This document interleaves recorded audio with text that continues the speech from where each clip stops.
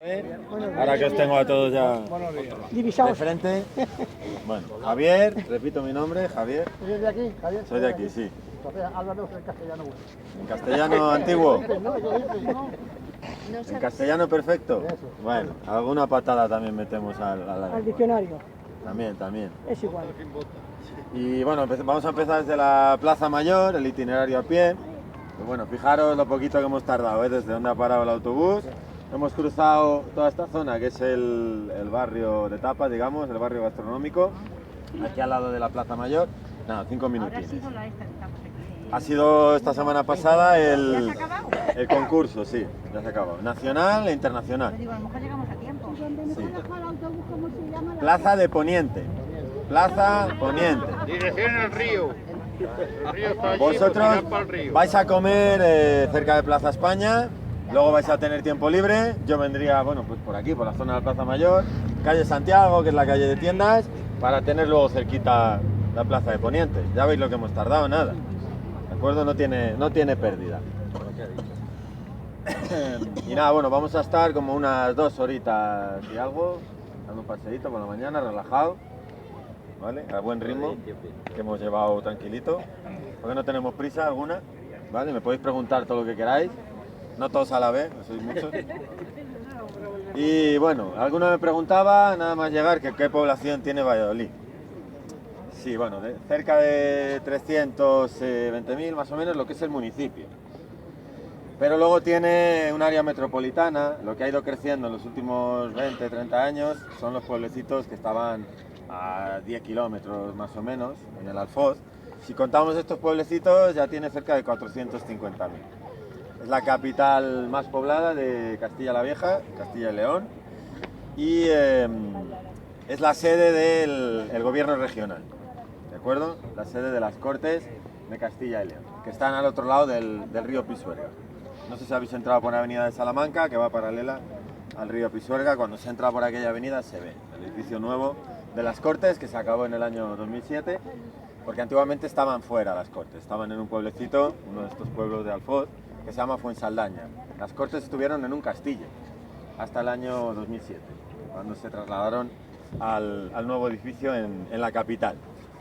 Y luego es sede de muchas de las consejerías de la Junta de Castilla y León. E históricamente vamos a encontrar una de las ciudades más históricas de Castilla la Vieja, porque ha sido capital de Castilla y capital de España. Ha habido 3 capitales históricas en España: Toledo, Madrid y Valladolid. Valladolid de forma oficial ha sido muchas veces de facto la capital de la corte, pero de forma oficial 6 años, de 1601 a 1606, gracias a Felipe III. Pero bueno, esta historia os lo cuento cuando estemos en el palacio, en la zona del Palacio Real, en la plaza de San Pablo. Así que bueno, quedaos con esto, el contraste de una ciudad cosmopolita, la más grande de Castilla, entre moderna e histórica, ¿de acuerdo? Y empezamos desde la gran Plaza Mayor. Tiene el privilegio de ser la primera gran plaza regular y porticada que se construyó en toda España. Aquí hubo un incendio, esto antiguamente se llamaba como la Plaza del Mercado. Hubo un incendio en 1561, gobernando Felipe II. Bueno, pues este hijo predilecto de Valladolid mandó reconstruir el centro histórico y se convirtió en un prototipo y un modelo para el resto de plazas que se hicieron en toda España. La segunda importante que se hizo fue Madrid, y luego hay otras tan conocidas como la Plaza Mayor de Salamanca, por ejemplo. Para mí es la más bonita de España, pero bueno, aunque esta es diferente, aquella es barroca, es muy decorativa, pero esta tiene el privilegio de haber sido la primera y la que sirvió de modelo, ¿de acuerdo? El arquitecto fue Francisco de Salamanca, uno de los arquitectos mayores de Felipe II, y luego trabajó aquí también Juan de Herrera. El antiguo ayuntamiento fue obra de Herrera, el mismo que hizo el Escorial. Bueno, como en el siglo pasado se había quedado viejo, obsoleto para las labores de ayuntamiento, de casa consistorial, decidieron derribar el original de Juan de Herrera y construir este nuevo, que se acabó en 1908 es de estilo ecléctico historicista y es obra de Enrique María Repullés y Vargas. Imita a un palacio que hay en Salamanca, imita al Palacio de Monterrey, al de los duques de Alba. No sé si ha visto en Salamanca, hay un palacio que es propiedad bueno, la duquesa ya no, porque murió, pero de la casa ducal de Alba, en pleno centro de la capital charra. Y bueno, va a quedar muy claro que aquí empezaron a experimentar, porque es un tipo de plaza abierta. Aquí todas las calles que convergen hacia la plaza se ven. En cambio, a partir de la que se hizo en Madrid, ya decidieron hacer todo un pabellón corrido. Construían encima de las calles que llegaban, hacían pasarelas por debajo de los arcos, para salir de la plaza. Y bueno, da una sensación de mayor monumentalidad. A lo mejor os puede parecer que la de Madrid es más grande, son muy parecidas en tamaño. Y a lo mejor os puede parecer que la de Salamanca es más grande, es más pequeña que esta. ¿De acuerdo?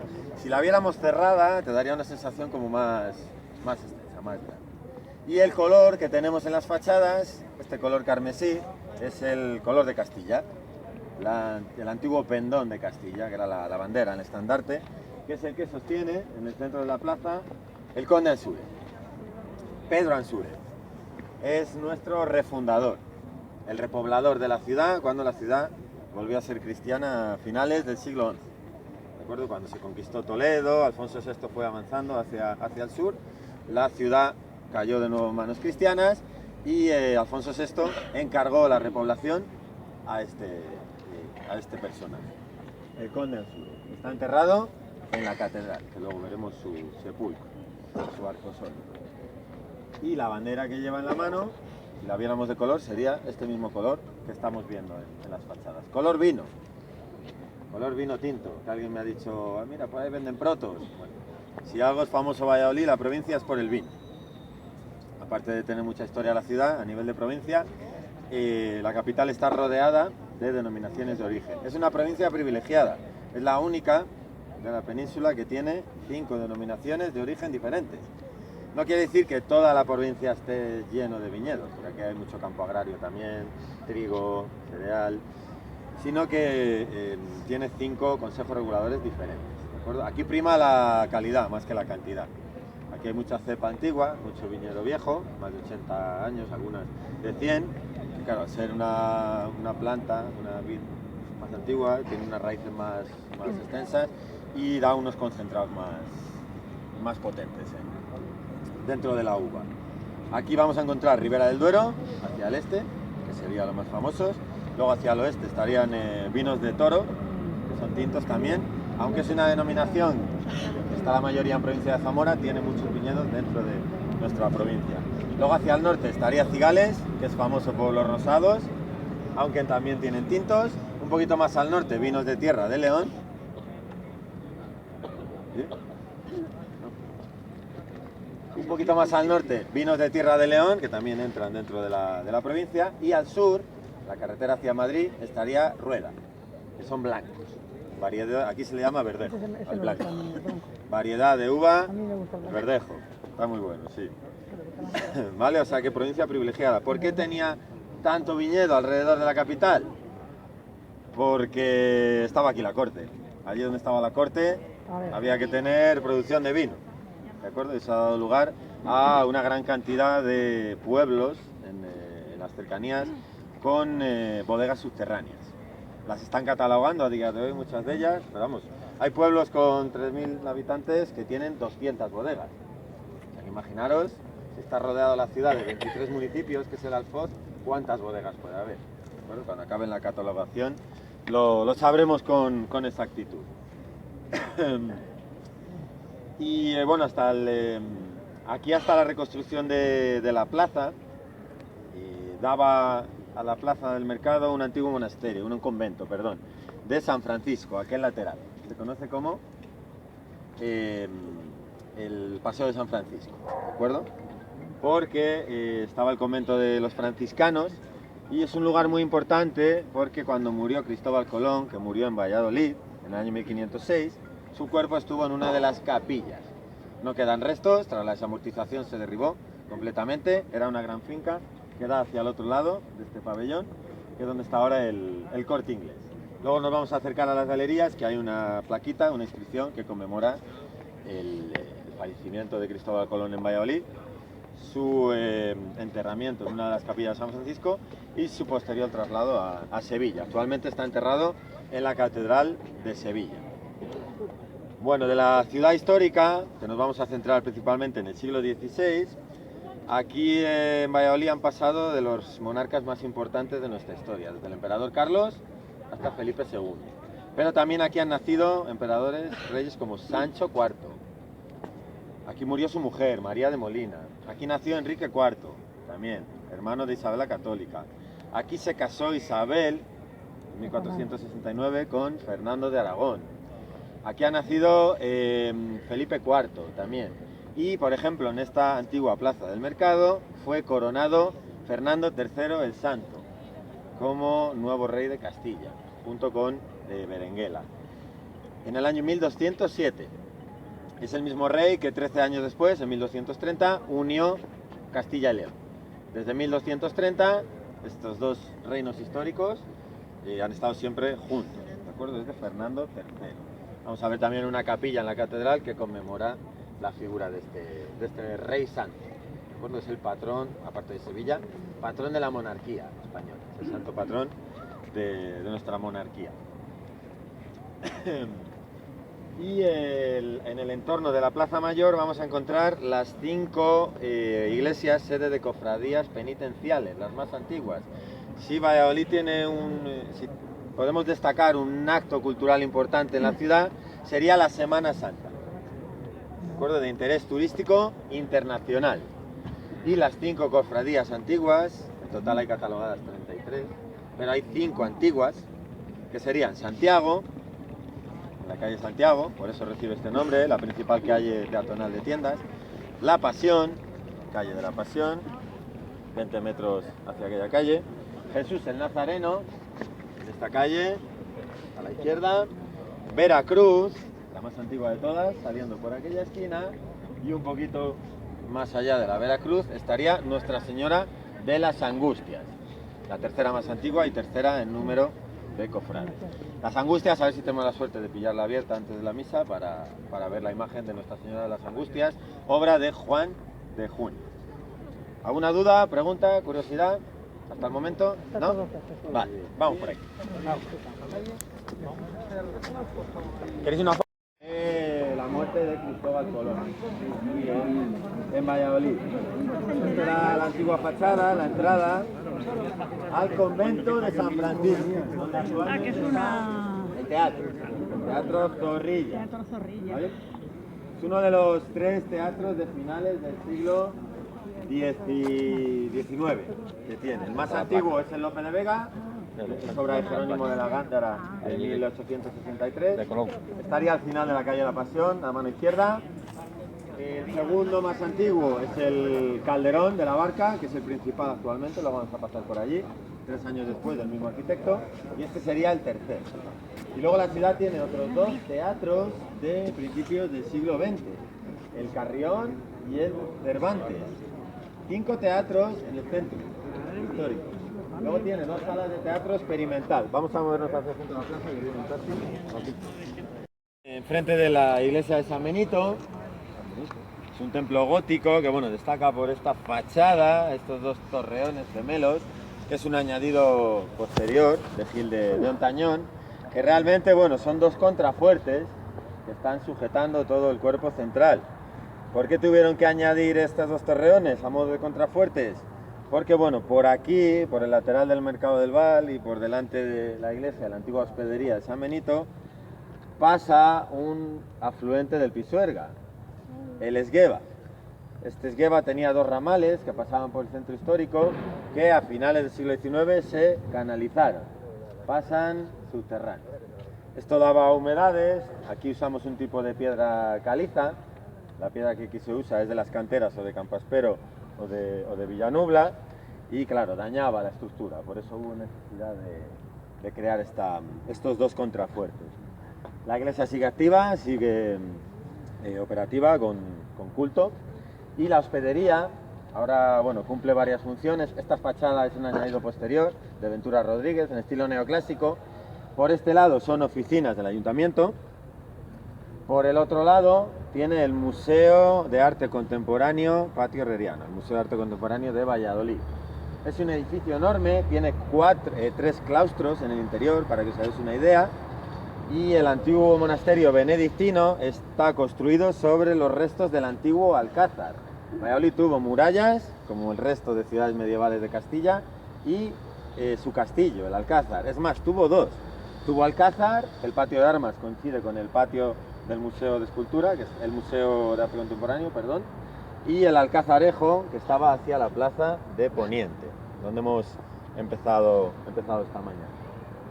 Bueno, tenemos la imagen de San Benito allí en la hornacina, y el monasterio de San Benito de Valladolid fue cabeza de orden benedictina.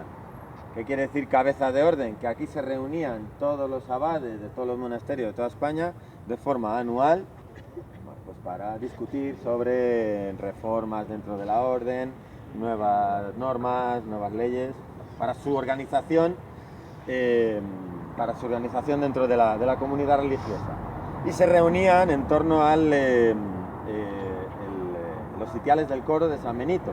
Es una de las piezas importantes que ya no está en el monasterio, que están en el Museo Nacional de Escultura, que luego vamos a pasar por allí. Es el gran museo de escultura de España, porque encontramos a Gregorio Fernández, Juan de Juni, Berruguete, Andrés de Nájera, que hizo los sitiales del coro. Y bueno, vais a tener la oportunidad, el que quiera, porque luego tenéis libre, para verlo por la tarde. Vais a tener tiempo más que suficiente y es gratuito por la tarde, los sábados por la tarde, o sea que no perdáis la oportunidad, ¿de acuerdo? Luego vamos a estar por allí, por la Plaza de San Pablo, para que sepáis dónde es, ¿de acuerdo? Del museo a Poniente andando hay como unos 15-20 minutillos, ¿vale? Para que luego calculéis tiempo para el que quiera verlo por la tarde. Y bueno, en la fachada de San Benito, en la iglesia, hay una curiosidad. El escudo que vemos encima de la puerta es de José de Bonaparte, del hermano de Napoleón. Es de los Pepe Botella, es de los pocos lugares en España que se conserva, porque cuando después de la Guerra de la Independencia, cuando derrotamos a los franceses, se eliminó prácticamente este emblema heráldico en toda España. Aquí tenemos la suerte de que se conserva. Ya sabéis que la historia española siempre ha ninguneado un poco a José de Bonaparte, pero ha sido rey también, y como rey tenía su emblema, su escudo heráldico. Bueno, y dicen las malas lenguas que lo de Pepe Botella, como dicen por aquí, se le puso este mote cuando llegó a la provincia de Valladolid, por el vino que había aquí en la corte y la cantidad la tradición que había de beber vino.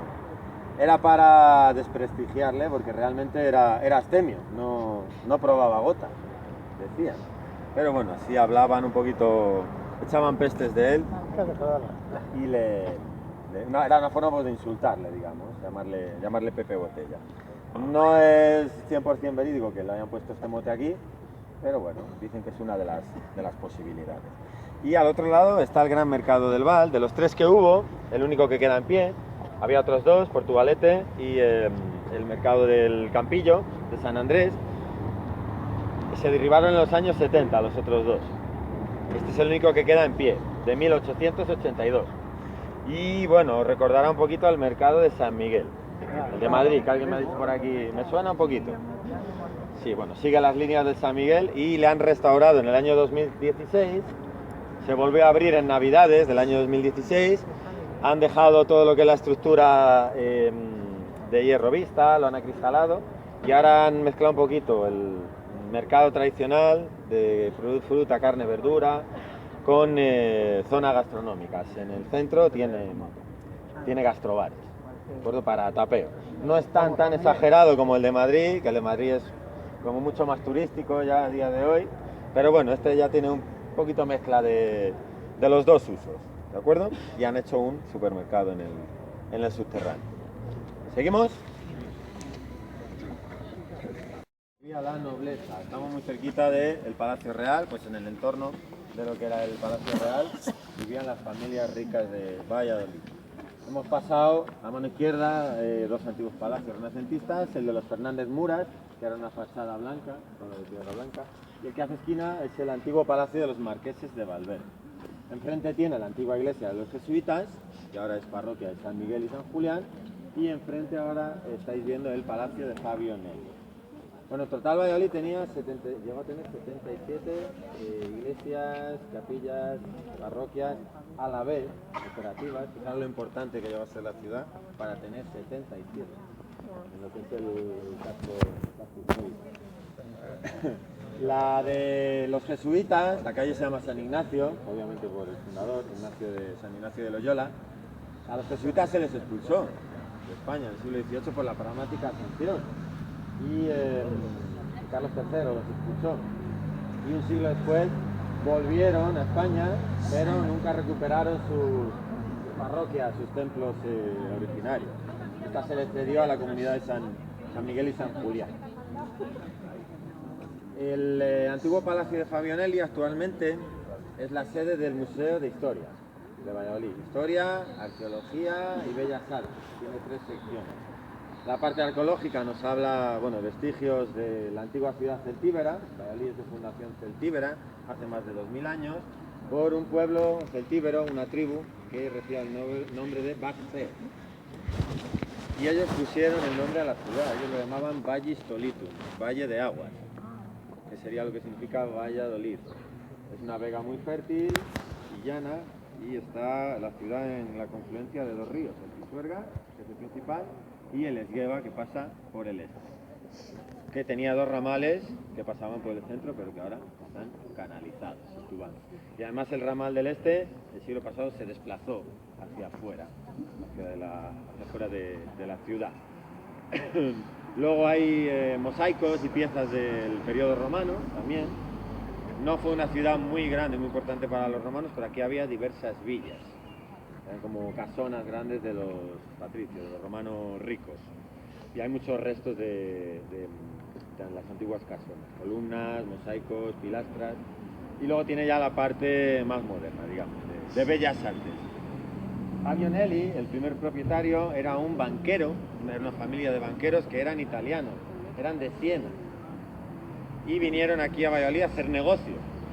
Imaginaros lo importante que llegó a ser Valladolid, sobre todo en el siglo XVI, que venían italianos, griegos, muchos judíos, para comerciar aquí, tanto en Valladolid como en Medina del Campo. Es una población dentro de la provincia, a 40 minutillos de la capital.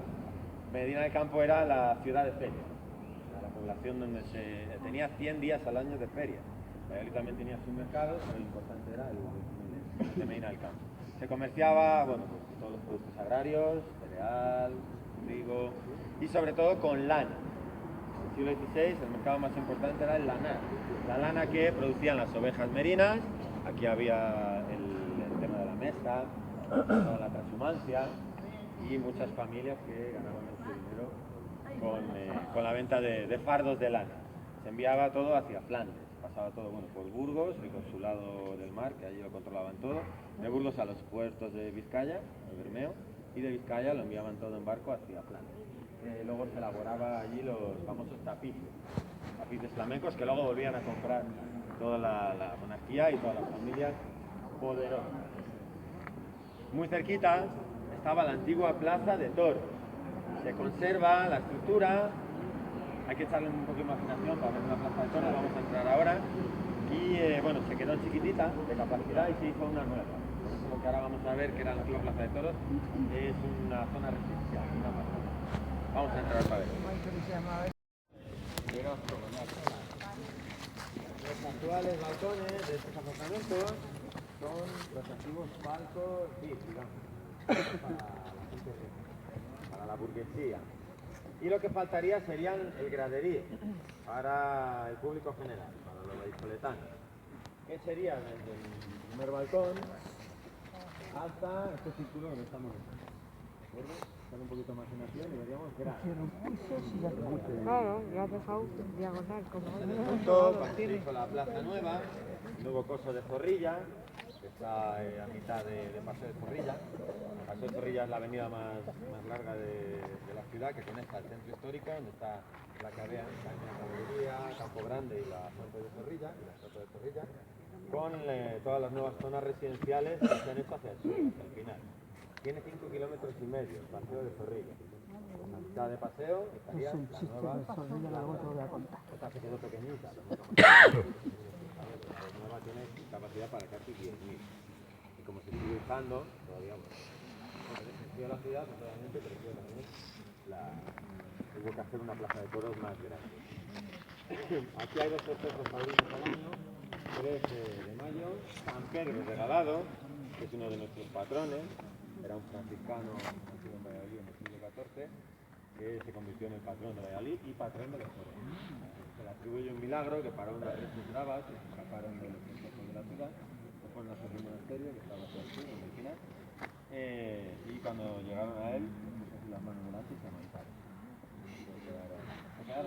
Entonces, patrón de los toreros solo en Valladolid. Y luego hay Consejo Taurino la primera semana de diciembre, durante las fiestas de la Virgen de Salorén, Nuestra Señora de Salorén. Que bueno, la semana que coincide con el 8 de septiembre. ¿De acuerdo?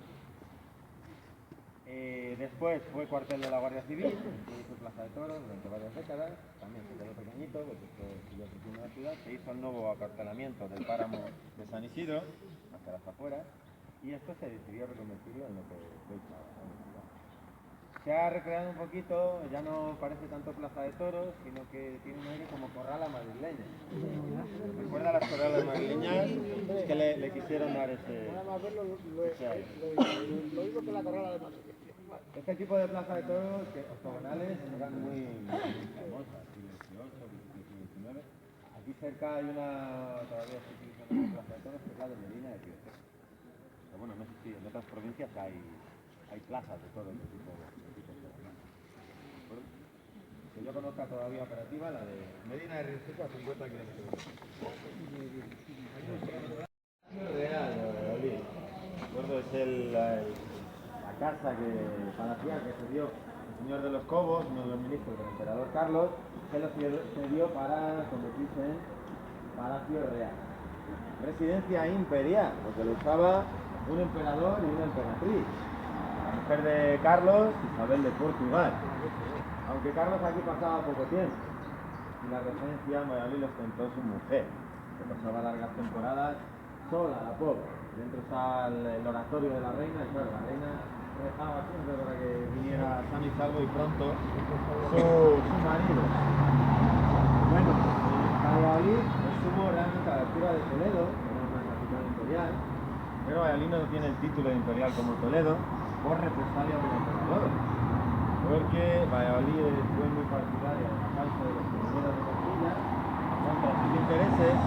Entonces, después del ajusticiamiento de los Bravo, Padilla y Maldonado, el 23 de abril de 1521, en la localidad de Villalar, que está en provincia de Valladolid, que se capitaron en la plaza, nos cortaron la cabeza, bueno, pues por represalias no le concedió ese título, incluso le hizo bajar de rango, fue menos que Villa. Su hijo Felipe II, nacido aquí en la ciudad, en aquel palacio, que luego nos acercaremos, volvió a otorgarle el rango de villa, pero bueno, ya no llegó a tener nunca el rango de ciudad imperial, aunque tenía palacio imperial, ¿de acuerdo? Aquí ha vivido la emperatriz, ha pasado también el emperador Carlos, por aquí ha estado Felipe II, y luego volvió a ser importante este palacio con Felipe III. Con Felipe III, de 1601 a 1606, Valladolid fue la corte, es decir, la capital de España. Y aquí nació, en 1605, poquito antes de volver a trasladarse a Madrid, su hijo Felipe IV.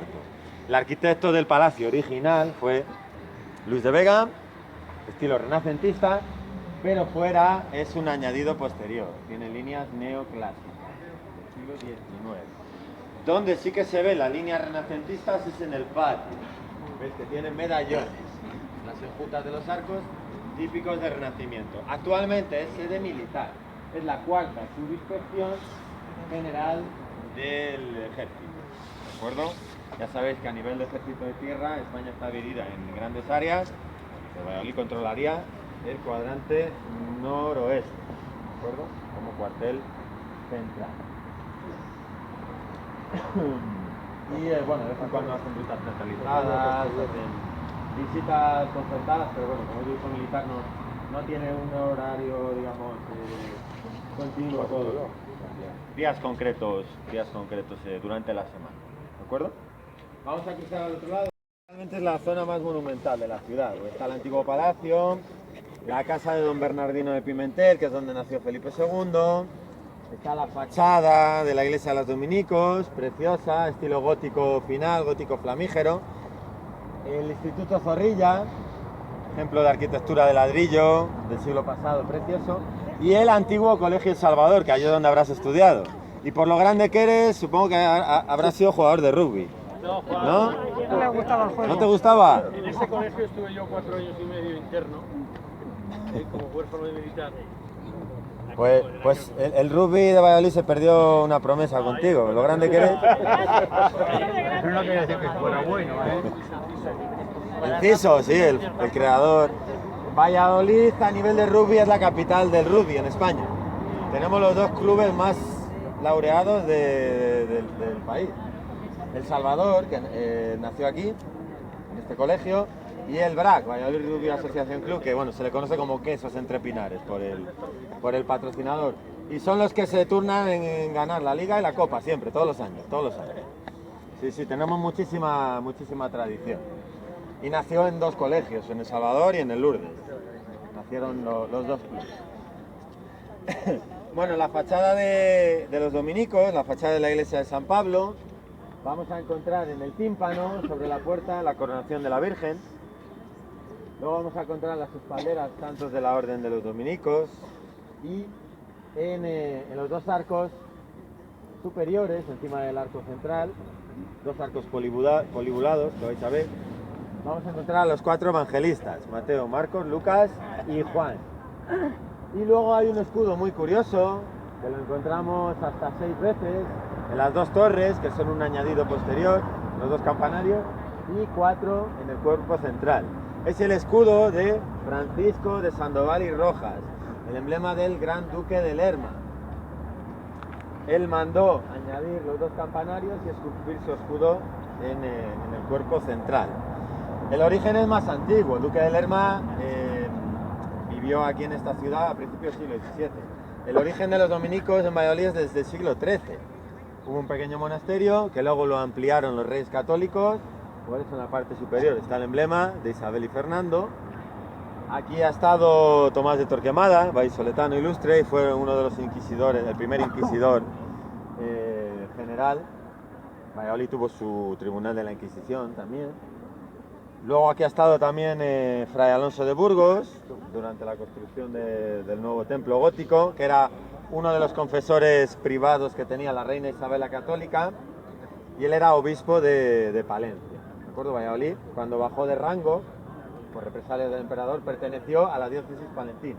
Luego Felipe II creó de nuevo la diócesis de Valladolid. Aparte de volver a adquirir el rango de villa, la ciudad volvió a tener su diócesis.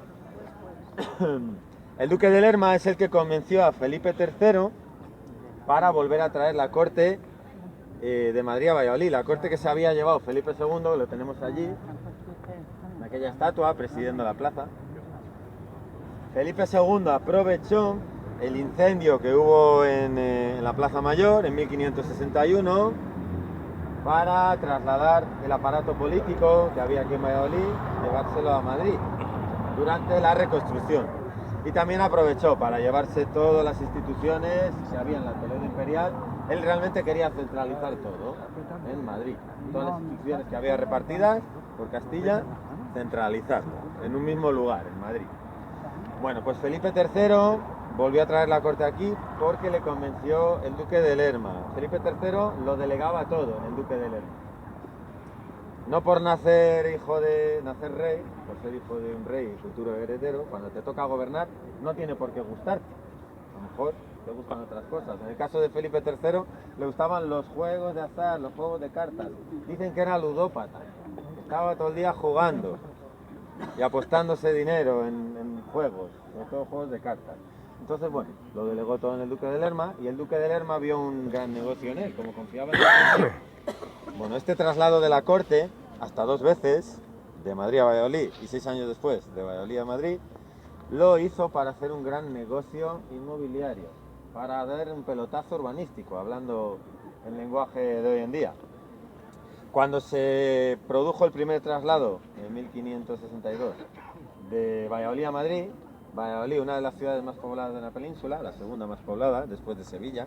Sevilla tenía 35.000, Valladolid 30.000. Se quedó a mitad de población, de 30.000 a 15.000, porque allá donde iba la corte iban funcionarios, políticos, escritores, gente famosa, se fueron todos a Madrid.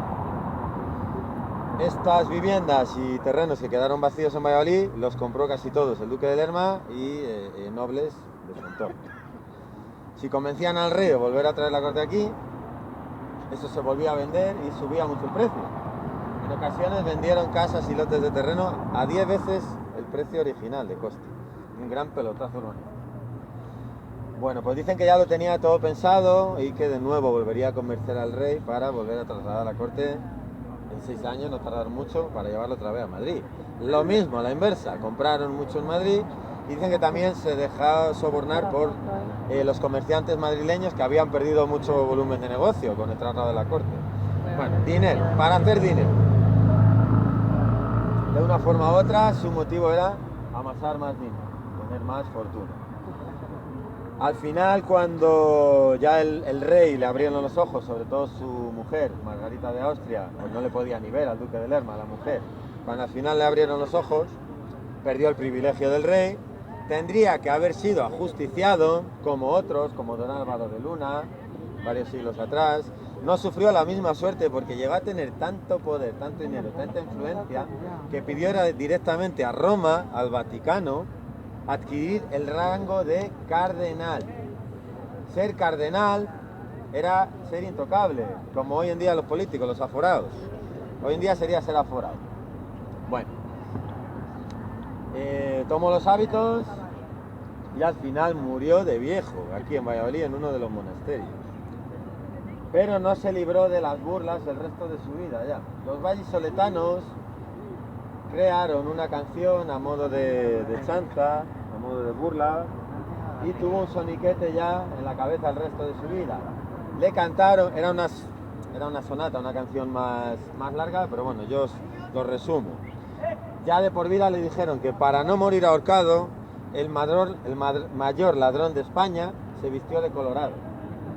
Colorado es el carmesí, la túnica que llevan los cardenales. Y al final eso ya, cada vez que le veían fuera del monasterio, se lo cantaban, se burlaban de él. Al final murió de viejo, pero con remordimientos y con burla.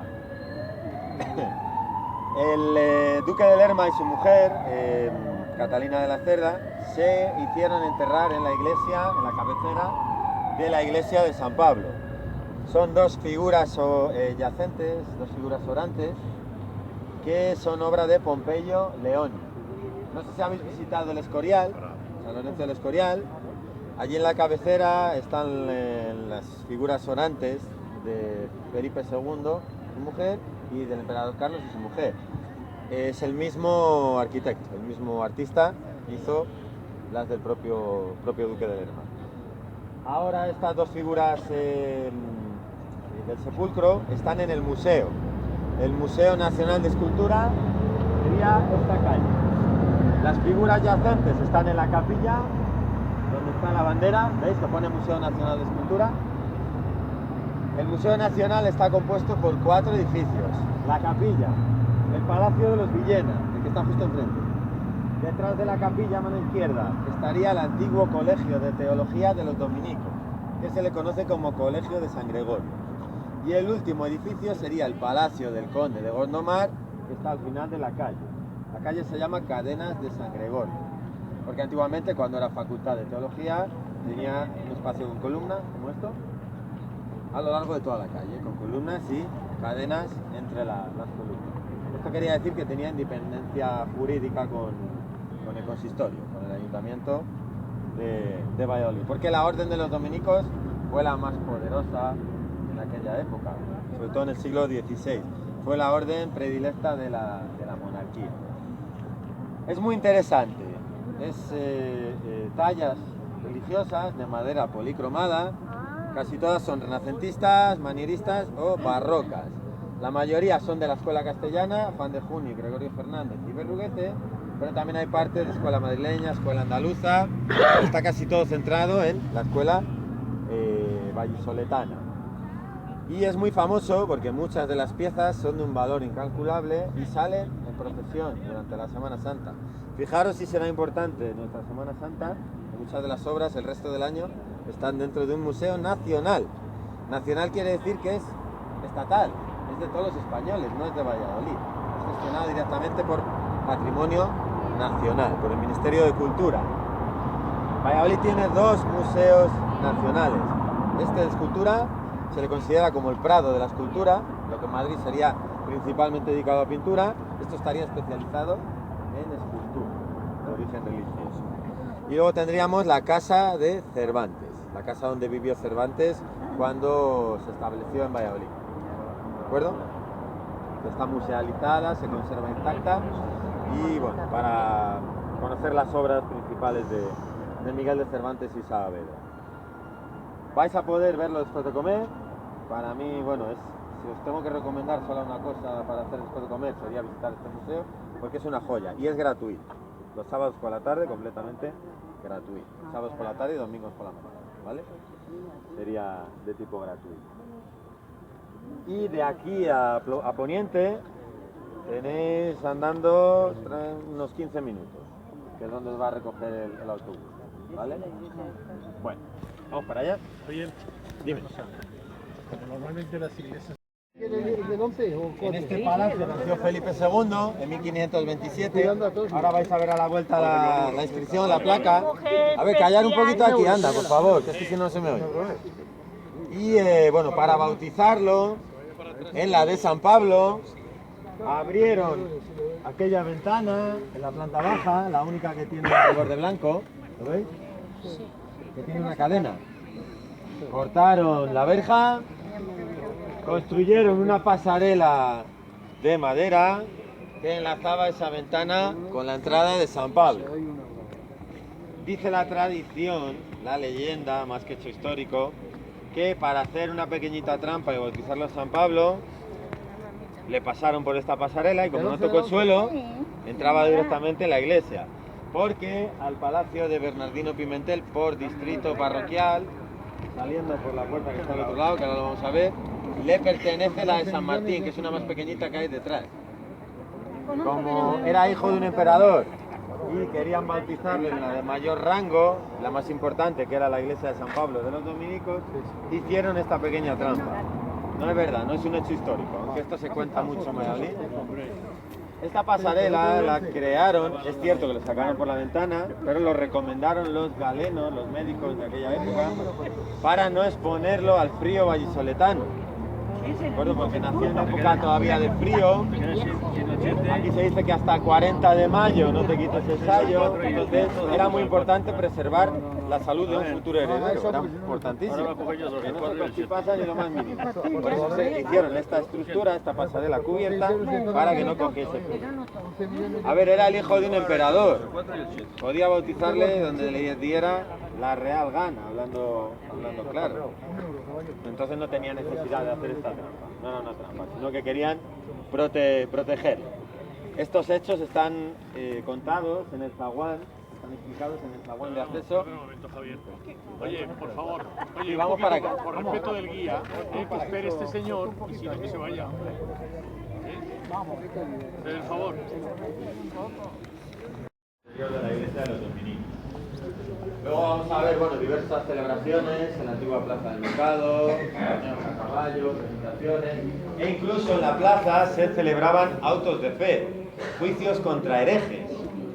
Aquí en la época del emperador Carlos y posterior Felipe II hubo un foco protestante.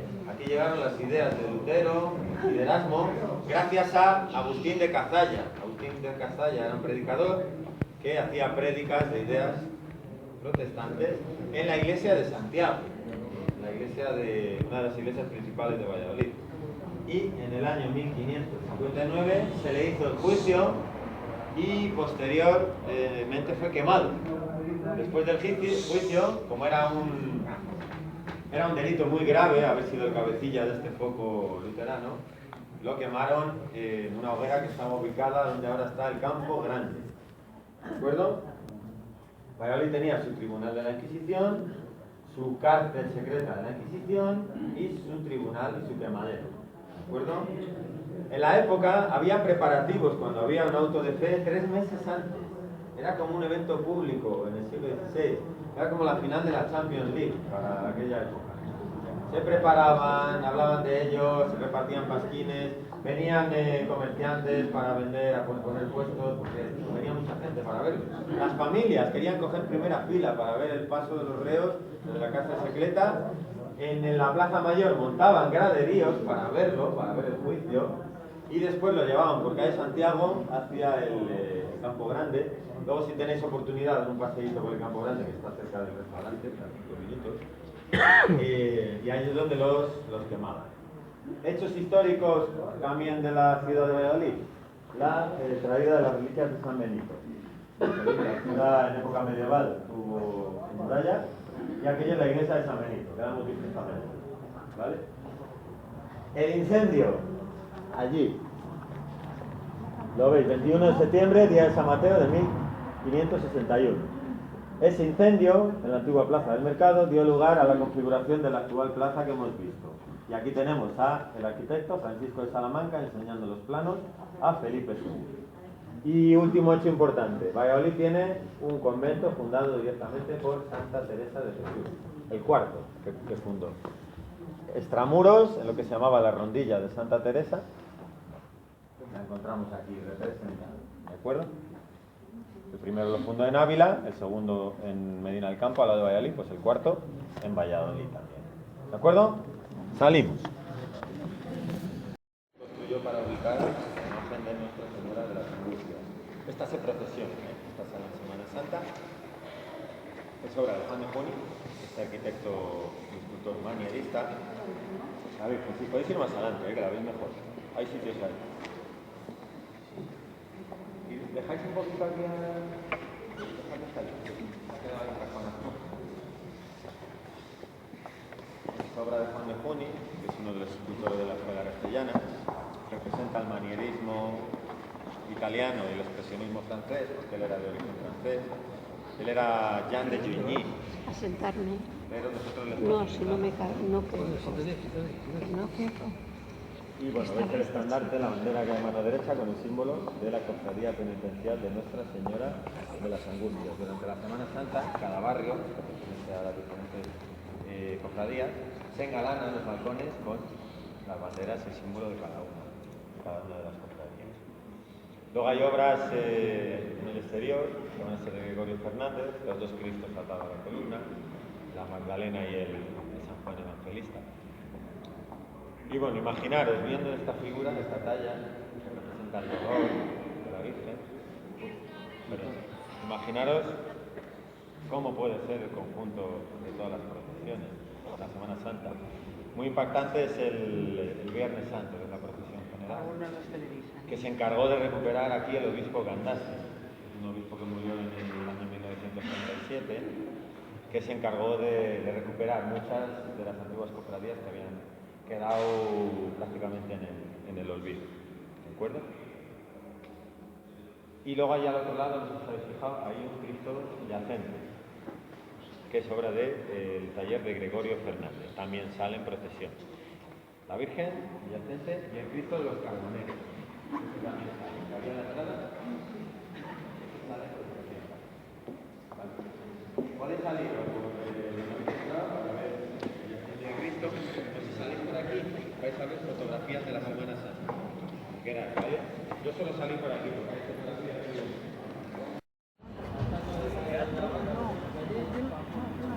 Y es el segundo teatro más antiguo. Actualmente es el que tiene toda la programación cultural, digamos. Escuela, musicales y todo tipo de actividades teatrales. Es también sede de Semana Internacional del Cine de Valladolid. Lo habréis visto seguro hace poquito en los telediarios. la última semana de octubre, Valladolid alberga el segundo festival más antiguo de España después de San Sebastián. Nació como festival de arte religioso y después se convirtió en un festival de cine de autor. 62 ediciones. ¿De acuerdo? Nada que envidiar a San Sebastián, pero son diferentes. San Sebastián es más cine independiente. Pero aquí se le da oportunidad a más películas, el premio La Espiga de Oro.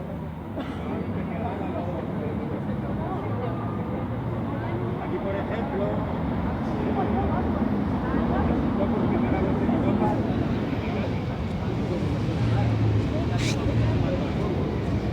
Fijaros qué tipo de festival estamos hablando. Y está construido donde antiguamente estaba el Palacio de los Almirantes de Castilla, los Enríquez, la familia más poderosa de Castilla en los siglos XIV, XV y XVI. Es de estilo italiano, que quiere decir que dentro, lo que es el patio de butacas y los palcos, tiene forma de herradura, cerrado hacia el escenario. ¿De acuerdo? De aquí vamos a la catedral. Tiene el nombre de uno de los antiguos mercados que aquí hubo. Era igualito al que hemos visto del Val, pero se destruyó en los años 70. Destruyeron dos, en verdad. El otro es el que estaba en Plaza España, que es donde vamos a acabar el itinerario. Fijaros en el tamaño de esta plaza, pues era un mercado de tipo alargado que ocupaba Plaza de Portugalete. la plaza entera. Y estaba construido sobre uno de los ramales del Esgueva. Por aquí, bajo nosotros, está canalizado este afluente del Pisuerga. Aquel lado es una de las iglesias románicas más antiguas, Santa María la Antigua, Nuestra Señora la Antigua, que es patrona también de Guadalajara. Este templo lo creó el conde Sures, la estatua que hemos encontrado en la Plaza Mayor, que es el repoblador y refundador de la ciudad cristiana. Y bueno, del edificio original que mandó construir el conde Sures, don Pedro de Sures, solo se conserva la torre campanario de románico tardío, del siglo III. Y bueno, el tejado es espectacular. La cerámica es el tejado piramidal de influencia bizantina, jamás. El cuerpo de la iglesia se reconstruyó después de la construcción del templo románico original y imita a la catedral burgalesa, la catedral gótica de Burgos para pequeña escala. La catedral de Burgos es mucho más grande que este templo. Al otro lado, la catedral, aunque no lo parezca, esto es la catedral. Es la catedral inacabada de Valladolid. Bueno, os comenté que Valladolid tuvo su catedral. Cuando el conde Asturias repobló la ciudad, había un templo románico. Los restos del templo románico son esa torre, que era gemela a Santa María la Antigua, veis la misma arquitectura.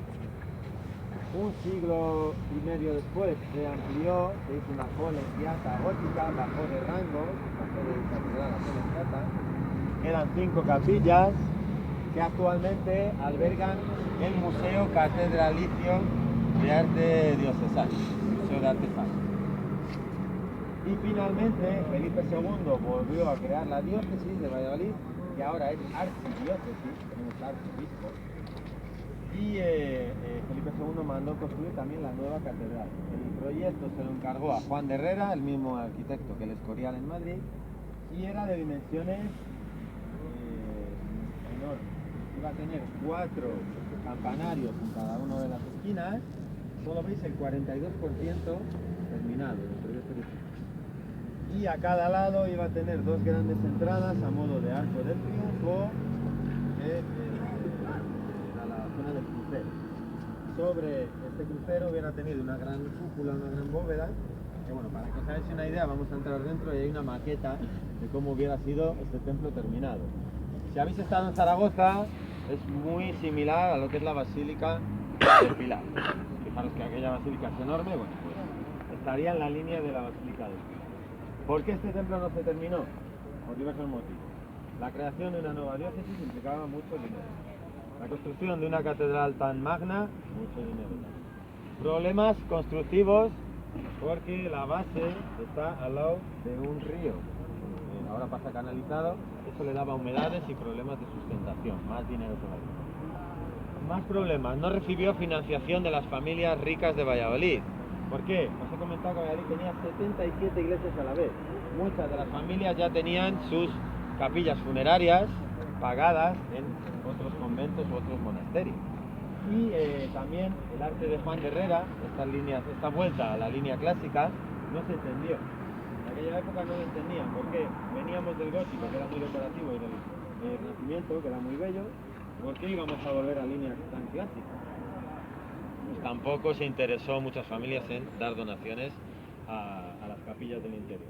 Finalmente, el remate final, el traslado de la corte definitivo en 1606 a Madrid.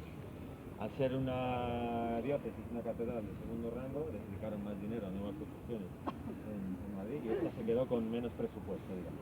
Bueno, ha sido una serie de vicisitudes a lo largo de su historia que han hecho que no se termine. Al final hubo que terminarla con el material más pobre que hay, ladrillo, se consagró y se cerró con ladrillo.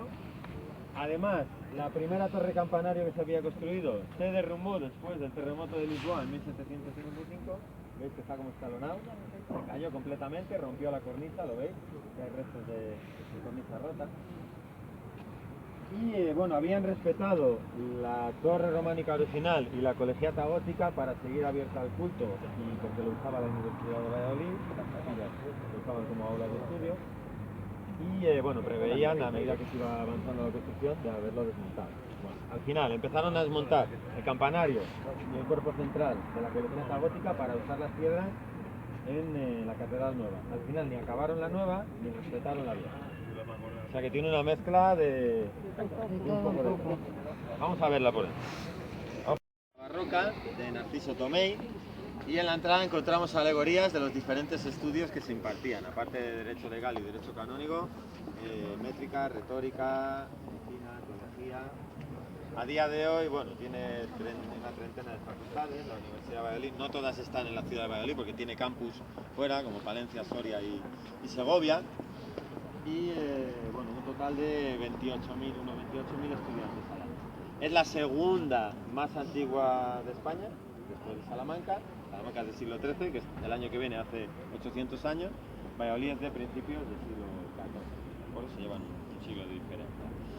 Y a partir de esta plaza de la universidad hacia el este, sería todo el barrio universitario, donde están todas las facultades de medicina y todas las facultades del nuevo campus, que lleva el nombre de Miguel de Lira, otro personaje ilustre, más reciente de la historia de Valladolid, escritor de El Camino, 5 horas con Mario, o una de sus últimas obras importantes, que es El hereje. El hereje nos habla de la Valladolid de la corte, la Valladolid del siglo de oro, la Valladolid del siglo XVI, que representa estos autos de fe. El auto de fe del doctor Cazalla, que hemos visto en los azulejos, está centrado en esa parte de nuestra historia. Y en el centro está el homenaje a Miguel de Cervantes. Él vivió en Valladolid solamente 3 años, cuando Valladolid se convirtió en capital de España. Él estuvo aquí de 1306 a 1603 a 1606. Y aquí escribió 3 de sus novelas ejemplares: Licenciado Vidriera, Coloquio de los perros y Casamiento engañoso. Y revisó el Don Quijote de la Mancha antes de ser publicado. Lo revisó viviendo aquí en Valladolid. Cuando la corte se trasladó de nuevo a Madrid, obviamente, con la corte se fue Miguel de Cervantes. Vamos a la catedral. Que se tuvo que nutrir de obras de arte prestadas. Es una talla de Juan de Junio. ¿De acuerdo? Ahora se ha apagado, una moneda que había echado alguien antes. Una estructura de madera policromada, que representa la vida de la Virgen y de Cristo, y en el que resaltan la figura central de la Asunción y el Calvario en la parte superior. ¿De acuerdo? Vean vueltas. Bueno, una de las características del manierismo, el Renacimiento castellano, es la desproporción. Aunque desde aquí no lo apreciéis, si bajáramos el Cristo crucificado aquí, aparte de ser enorme, más de 2 metros y pico, veríamos que tiene de cintura hacia las piernas, es más chiquitito que de cintura hacia la cabeza. Tiene una desproporción que no se aprecia, porque jugaban, engañaban al ojo, no se aprecia desde la distancia. Si decidís visitar el Museo Nacional de Esculturas, allí como los ves a 2 metros, se ve claramente la desproporción, ¿de acuerdo? Que jugaban con él. se ve que es muy chiquitito, está adaptado a la nueva capillita. No tiene nada que ver con el original que había diseñado el Greco para esta catedral. Al final se vendió, aquel retablo se desmontó, se despiezó. Incluso se vendió la reja del coro, y era cerrado. Esto sería el crucero, cuando hemos entrado, había por otro lado, y tenía un espacio donde hubieran estado los oficiales del coro y una reja. Esa reja se vendió a Nueva York. Está en el Museo Metropolitano de Nueva York. Alguna vez vais de viaje a Nueva York y veis una reja ahí dentro del museo, es nuestra, es de Valladolid. Aunque la hemos vendido, pues era nuestra. Las dimensiones del templo recordarán mucho a San Lorenzo del Escorial, ¿de acuerdo? Líneas puras de dimensiones y líneas puras de Juan de Herrera, aunque bueno, él hizo el proyecto, pero no estuvo aquí a pie de obra prácticamente, porque estuvieron los frares. Sí, porque la ha dicho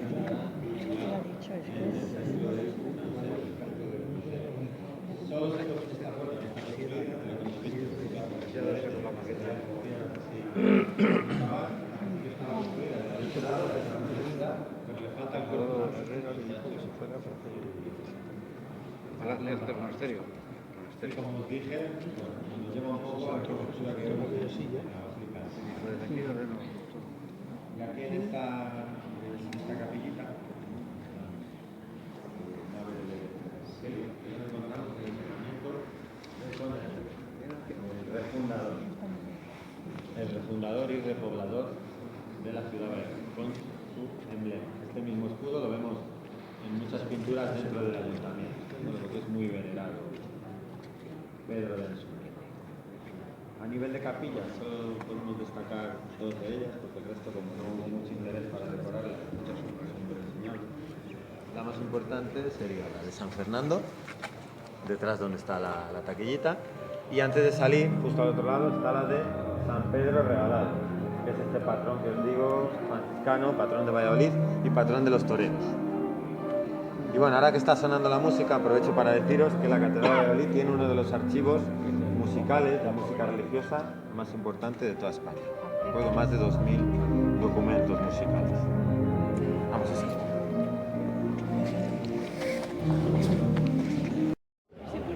Las campanas presididas por el Sagrado Corazón de Jesús. Esta escultura enorme construyó en los años 30, la muerte de los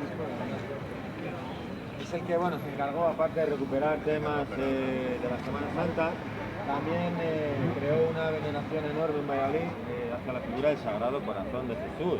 Aquí tenemos un templo que es el Santuario Nacional de la Gran Promesa. Está dedicado al Sagrado Corazón. Es la única parte que no está construido con piedra caliza. Es cemento armado, es hormigón. Pero da el pego, ¿eh?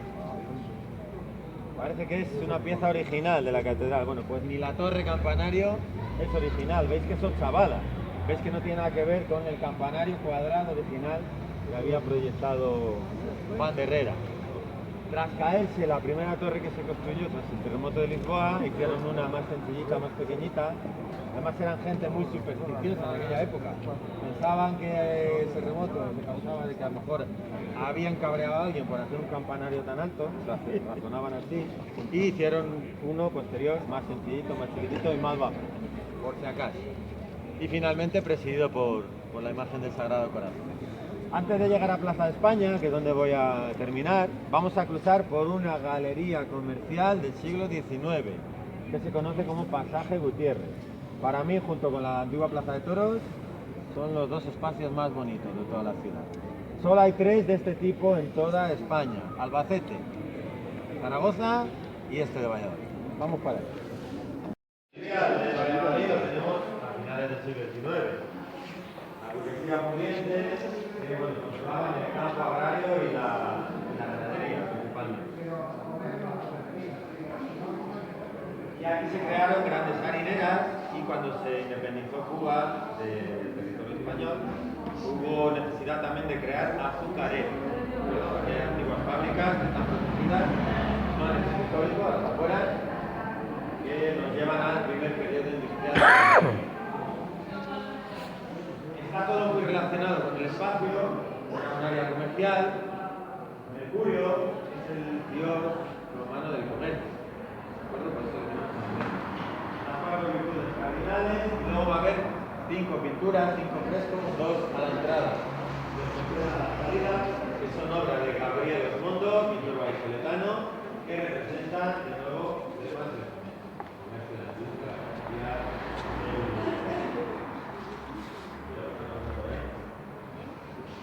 algo muy representativo y muy alegre.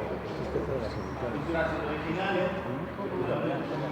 luz de gas. Dentro de estas luminarias se conserva dentro del sistema de luz de gas, aunque ahora tiene que cablear eléctrico. Luz de gas. Hoy en día pues, es un espacio comercial, pero principalmente de bar. Tiene varias salidas, cafeterías y luego también ambiente nocturno. Los fines de semana está abierto hasta tarde para fumar y de todo. Y alguno me preguntará cuántas telas de araña hay. ¿Por qué sucio está? Todo el mundo lo pregunta. Es un espacio municipal, pero las tiendas tienen sus propietarios, entonces no se ponen de acuerdo con la renta. Parece una bobada, pero no se ponen de acuerdo en que Bueno, el segundo periodo industrial en Valladolid son los años 50. Aquí se creó un polo industrial. En los años 50, 60 y 70 se transformó toda Valladolid, se modernizó mucho y creció muchísimo. Aquí en los años 50 llegó Renault, factoría francesa de automóviles. Y al lado tenemos Palencia, que está a 42 kilómetros, y allí también hay fábrica de Renault. Con Renault llegó Michelin, neumáticos, los Aurecia, que hacían los interiores. Con Renault llegaba mucha industria. También, bueno, estuvieron en Teatro de Castilla, aquí está Helios, que hace infraestructuras. Había muchísimas industrias, pero el motor principal, Renault, que a día de hoy tiene 5.000, casi 5.000 a 4 turnos, 5.000 directamente, indirectos, Michelin, Inostrat, incontables, ya no solo en Valladolid, en Aranda de Duero, en Valencia, hay muchas empresas dedicadas a abastecer al mercado. Y bueno, por un lado fue económico, pero por otro lado formado para el patrimonio. Como no había leyes Primero, que hay una tirada hasta que lleguemos. en los años 50 y 70, en 20 años, se derivaron 33 palacios renacentistas. 33. Mercados, 2 grandes mercados de base. Edificios civiles, militares y religiosos. Un número enorme de patrimonio, claro, a hacer vivienda. Llegaba tanta gente del campo, buscar una austeridad y un nuevo trabajo mejor. En lugar de expandirse la ciudad, que son las que llanitas, la gente quería vivir cerca de ellos, ¿de acuerdo? Antes la gente pensaba de otra forma. Vivir al otro lado del río, que ahora es un barrio estupendo, solo había un puente. ¿Quién va a vivir al otro lado del río? Bueno, había 2 cuando se hizo el puente de hierro, vivir hacia el norte, pues es que estaba el cementerio del Carmen allí, que era muy supersticioso. Vivir hacia el este, que es donde está el Ramán de Rieva, que olía mal en aquella época. Por eso se canalizó, también, que olía mal. Vivir hacia el sur, que va a vivir en el final. Ahora no, ahora es que son todas zonas residenciales, pero bueno, se pensaba. Salimos por el otro lado y ya acabamos con Plaza de. Aquí antiguamente estaba otro de los mercados, el mercado del Campillo de San Andrés. Vimos en los años 70 y 69, hay uno moderno ahí al lado. Y el nombre lo recibe de la sede del Banco de España, ¿veis allí, al otro lado? Banco de España. Aquí se desarrolla un mercado todos los días, de lunes a sábado, por la mañana, de frutas, verduras, lo que estáis viendo, flores también. Y los domingos, mañana hay coleccionismo, aquí es donde vienen a cambiar los cromos y bueno, coleccionistas también, sí. Pero sobre todo de cromos, de colecciones de fútbol y de... Es muy curioso porque ves a niños así, con cromos de fútbol, cambiando cromos con un abuelo, haciendo negocios de chavales y hay gente de todas las edades. Es maravilloso, sí, sí. Porque coleccionistas, uno es coleccionista toda su vida. Entonces ves gente de todas las edades. Acabamos aquí la visita, ¿vale? Bueno, ella es la propietaria de Derecho a Comer. Es la calle Divina Pastora, número 4, se llama Restaurante Dakota. Esto es con la paralela detrás, recuerdo de este edificio. Y lo más rápido es ir por este lado y la primera a la mano derecha. Es ella, sí. Os va a recomendar ella ir a hacer allí ya el vermú y el vino si queréis, pantalla en el mismo sitio. Además tiene tapeo, si queréis abrir boca. Pues bueno, y luego, como vais a tener tiempo libre, para volver a la Plaza Mayor, que luego allí cerquita está la Plaza Poniente, donde va a recoger el bus, o por la calle, por Duque de la Victoria, perdón. ¿Las vas a llevar tú? Vale. No, pero luego tienes tiempo libre. Tú directamente no. Y luego tienes tiempo libre. Pero eso ya lo hablan ellos con el conductor.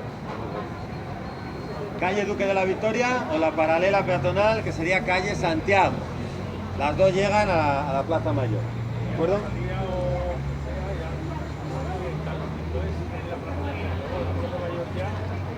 No se preocupen que ellos, aunque tengan tiempo libre, ya haremos lo posible. Después de comer, el que quiera va a la Plaza Mayor con ella, pero es que luego tenéis tiempo libre. ¿Vale? Luego tienen tiempo libre. Pero De la Plaza Mayor, ¿os acordáis cómo se iba a Plaza Poniente? Que estaba a 2 minutos.